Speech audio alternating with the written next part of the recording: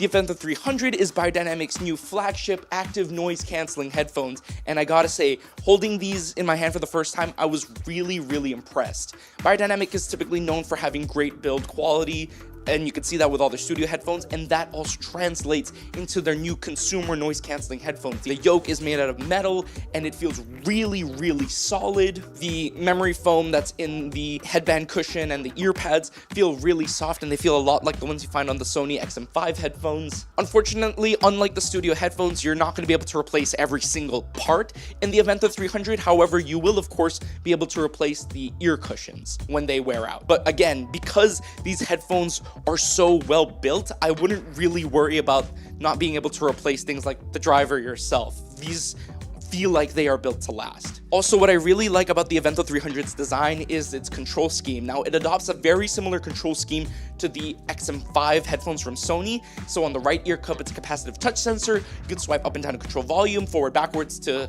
skip track or go back to the previous track, and then tap to play pause. And then also, you can cup the right ear cup and trigger transparency mode, again, similar to the Sony XM5 headphones. Now, under the hood, you've got Bluetooth 5.4, so it's the latest and greatest. It's going to support LE audio, but on top of that, these headphones also support Snapdragon sound, which means you'll have access to aptX lossless. It also supports AAC for the iPhone users out there. But then you also get USB-C audio and charging and wired listening via 3.5mm. So you really get all the connection options you'd want from a pair of premium headphones with the Aventa 300. Also, as I've mentioned previously, these headphones do feature active noise cancellation, and in these headphones, it's actually powered by Sony's noise cancelling chips. Now, I did ask if it was the same chips that power the noise cancelling on the Sony XM4 and XM5, but they have not confirmed or denied that yet, so we'll see. Maybe I'll post an update in the comments if they get back to me. Now, I did try the headphones on with noise cancelling enabled, but I was already in a relatively quiet room,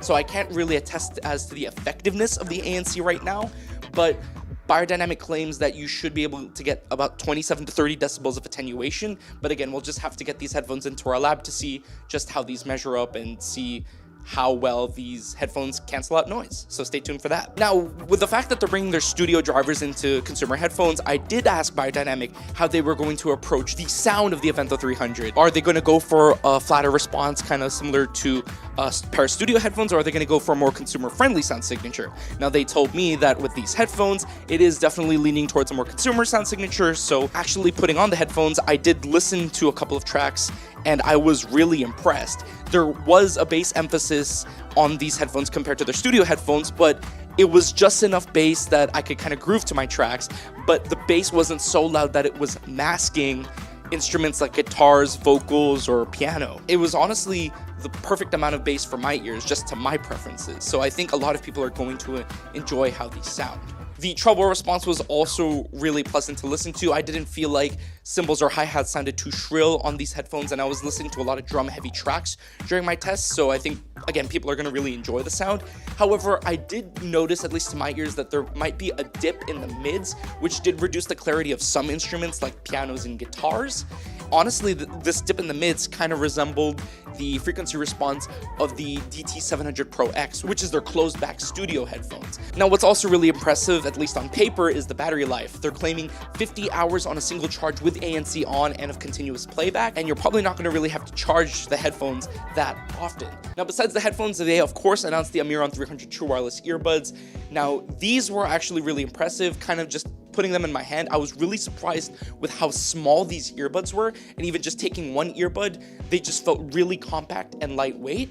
And when I put them in my ear, I was surprised with just how unobtrusive they felt in my ear. There's nothing dangling out. The form factor is very compact, and it honestly felt even more comfortable than something like the Samsung Galaxy Buds 2 Pro. The ear tips that come pre-installed fit my ears perfectly. However, if it doesn't work for you, then you'll be happy to know that the Immersive 300 will come with several ear tip options to choose from. These earbuds also feature active noise cancellation, and now again, I wasn't really able to gauge the effectiveness of the ANC because I was trying these out in a rather quiet room, but I gotta say that even with ANC on, I didn't feel a lot of pressure in my ears compared to something like the Sony XM5 earbuds, where if you have ANC on, you'll feel a little bit of in-ear pressure that can be uncomfortable over a long period of time. With the Immersive 300, they just sat in my ears. They didn't feel like they were gonna slip out, but it was still canceling noise without that uncomfortable added ear pressure. It was really impressive. Now, under the hood, these earbuds do feature Bluetooth 5.3 with multi-point, and they will support LDAC.